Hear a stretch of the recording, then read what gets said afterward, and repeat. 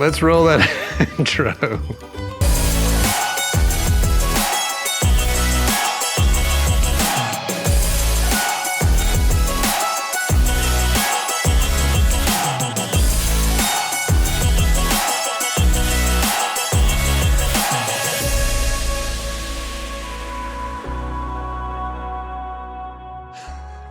Based on that opening sequence, I think it's safe to say I can put this guy off to the side for a while because I need a lot more time with this little guy. But anyway, welcome back to the channel, everyone. It's been a minute, but I've had some jobs come through that I had to finish, so that's been taking up most of my time. And unfortunately, those are things that I can't show on here just yet. But I'm back, and it feels good to be here. I want to say a quick thank you to those of you who have subscribed on here recently. And for anyone who's new here, please feel free to join us if you're into photography and all the other stuff that I've created videos about over the past, it's about a little bit over a year now, which is hard to believe how time is flying. Speaking of flying, and forgive me, but hopefully this will make sense by the end of the video. But I've had several requests to just talk about my professional journey and how I ended up where I am, along with how I got to work with some of the bigger clients I've been blessed to have in front of my camera. So I thought I would do a little talking head video here and just kind of, lay it out for y'all. Now, what I don't want to do is come across as preachy or self-indulgent, but rather by maybe sharing my story with a few anecdotes, you might be able to apply it to your own journey, and hopefully it can help you in one way or another. So hopefully this will speak to you and be relatable to wherever you might be in your career. And for the sake of time, I'll also try to keep things short, so there will definitely be some things left out, and I do not want to put y'all to sleep. But what I will do is just kind of reference things from, I guess, my point of view and what I've learned along the way. And that's not to say there are other ways to, that things can be done. But for me to make this video, I'm just going to rely on how things have worked out for me and what I did to kind of progress to where I am today. So hopefully that makes sense.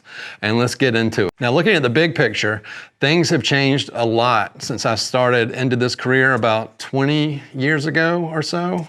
And to make this video relevant, or try to do my best to, I'll cover how things have changed for me over the years and ways I continue to pursue work in the present day. Regardless, the first thing you need to do is find your lane. Find what it is that sparks that passion to pick up the camera. And the best way I feel to do that is to expose yourself to different types of photography. When I first started in photography, I thought I was all set, just completely set on working with landscapes and product photography. I was frankly terrified of working with people. The thought of directing someone in front of my camera and then the pressure of getting the picture right was just more than I was willing to take on at the time. I also want to point out that this was back in the days before digital, so there was no checking the back of the camera and making adjustments based on how things looked. Now that I look back on it, I know that all of that fear really stemmed from a lack of confidence with what I was doing, with the camera, and as well as the fact that I'm a bit of an introvert. So how did I overcome that? Well, it was several things. First of all, when I started this career, I began assisting several photographers, and they covered all kinds of genres. Like I had still life, product, architecture, and advertising campaigns with people. After bouncing around doing this for a year or two, I began to dread the product shoots, and I found myself gravitating much more to the atmosphere on set where people were involved. At the same time, I was practicing my photography and using lights and retouching and all that stuff. But my main model at the time was myself, using a self-timer. And over time, I learned with that method, what worked and didn't work, and slowly grew my confidence to where I became more and more comfortable creating those images. As my career transitioned, I began to get more and more assignments photographing people, and things have obviously grown from there. And now probably 95% of my work involves working with people. Sometimes it's a lot of people. So how can this possibly relate to you? Well, I would say to get out of your comfort zone and try some different things with your camera. Put yourself out there and you might just find you're enjoying yourself more than you thought you would. It happened to me, so I'm just saying. Okay, so once you find your lane, you need to build your portfolio and develop your style. Now, your style can be your calling card of sorts. And if you're like me, it's not something that you can really consciously do, but it will just kind of naturally happen. A good place to start, though, is to find sources of inspiration. But you'll need to be able to put your spin on things, or you'll just look like someone else. And all that does is give potential employers more options when they go out to hire someone. And you don't want that.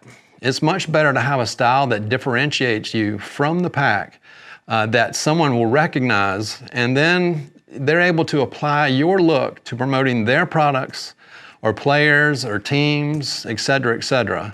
And this goes hand in hand with the finding your lane part that we started with. To really make it to the next level, you need to specialize in a type of photography and not try to be a jack of all trades.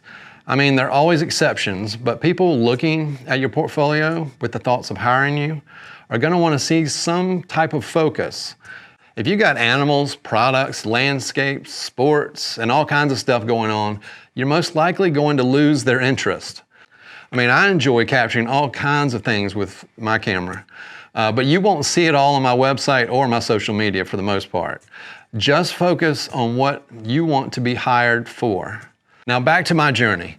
Once I recognized I really enjoyed working with people, it started me thinking, it would really be cool if I could work with the athletes I'm watching on TV all the time. But the problem was figuring out how I could get that opportunity, and the first part was to have a body of work demonstrating that I could actually do that type of work. So one of the first steps I took was to photograph some trainers and athletic-looking friends that I know. And while I'm doing this, I'm still learning and building on the foundation I started with just myself in front of the camera, as I mentioned before. I was also starting to pick up some editorial work, and I was able to kind of bring this same style or type of photography to those shoots. And depending on the shoot, if there was time, it could have been something just like I was able to add on at the end of a shoot, where I could have complete creative control over what was going on. And those images that I would create at those parts of a shoot, they worked out pretty well, fortunately. And before I knew it, I pretty much had creative liberty with many of my editorial projects from the get-go. And those would ultimately slide into my portfolio along with my other personal side product or side photo shoots. So let's skip ahead and say we have a portfolio. So how do we get the work? Well, the next step is marketing your work. And alongside of that, almost just as importantly, you have to market yourself. So how did I get the opportunity to start working with clients and athletes? Well, to start, it took a lot of work. First off, you've got to make sure your work is dialed in, and then you've got to find ways to get it in front of the right people. Then those people have to have the confidence in you that you can pull off the job. So what I did was start on the small end. Now, I didn't lose sight in the ultimate goal of working for a major college program or pro teams and then athletes that were sponsored for brands, but I knew I needed to gradually work myself there. So I took some shots at creating work for smaller schools. Now, we're talking like 12, 13 years ago, and this was before these types of photo shoots became more and more common like they are today. But back then, I was eventually let in the door and allowed to do my thing. Fortunately, the people I did the work for, they were impressed, and they knew some people, and that work slid into my portfolio, and I was able to slowly make my way up the chain. Finally, after probably 2 years of trying, I was given a chance to work with the university here. They actually put me with the women's tennis team. So I did my thing, and I was off and running.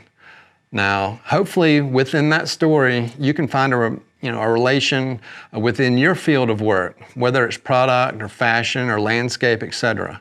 And within that story, that's just kind of one thread of what I had going on, as I was also marketing my work in other places like ad agencies, publishers, etc., and finding work within those markets as well. So don't cut yourself short, as there are most likely other places where your style of work will fit. I mean, I've worked on random campaigns for things as arbitrary as like ant killer, where my job was to make the weekend warrior look intimidating in their front yard. But now let's look at how things have changed within this step and are still changing if you consider the last year and what we're all dealing with on the health front. But regardless, things like social media have really changed the game in today's world. And one way it's helped, and that kind of bridges back to the old days, and that's helping you find out who to contact at places where you would like to work or do work for, I guess I should say. You can do a simple Google search for brands, teams, agencies, and find out who the gatekeepers are. There are a list out there or agencies that curate lists of contacts, and those can be of help as well. LinkedIn is another good source for this type of information. So what do you do with this information? Well, you reach out and try to make contact. Now, to state the obvious, these are people that are constantly being contacted, by myself and people like you.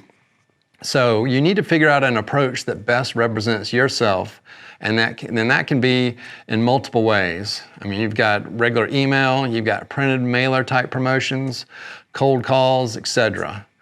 Diving deeper, you can also find these folks on social media and follow them there, and begin to interact on those platforms as well. And I've used this method for multiple jobs. But now, please don't go into complete stalker mode, as you will likely only have one chance, to make that right impression, as the old saying goes.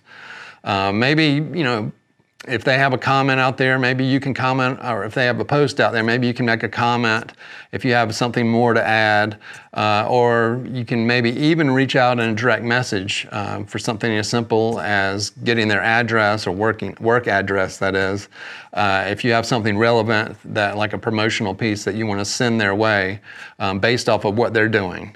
Now, if you do this and they do respond and you mail them something, don't hound them if you don't hear right back.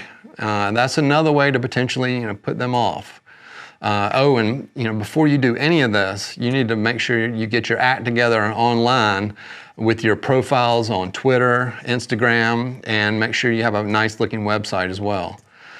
You could simply follow someone, just the act of following someone, and they might go check out who you are if they have a spare minute or two.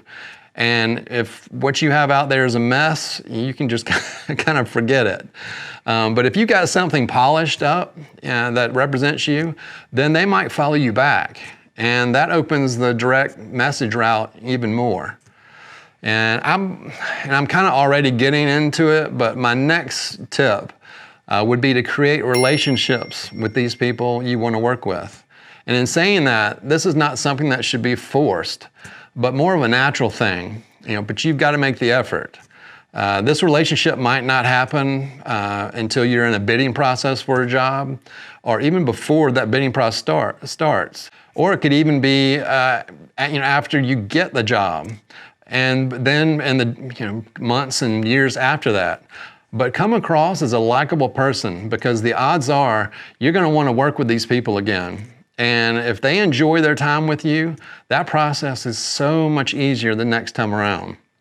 The actual work, which needs to be good and you've got to deliver, but you could get future gigs just because someone enjoys having you on a job.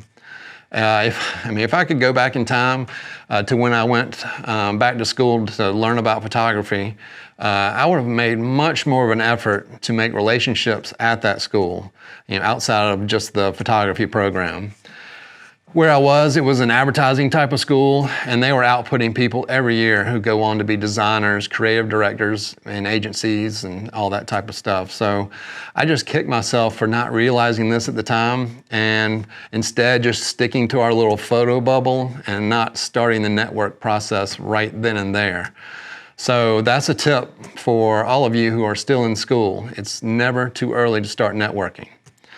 All right, I know this is kind of getting long, and there could probably be a video for each one of these steps, but let's finish with don't stop evolving. If you think you've made it to the top and you stop your progression, you're just gonna watch people walk right by you.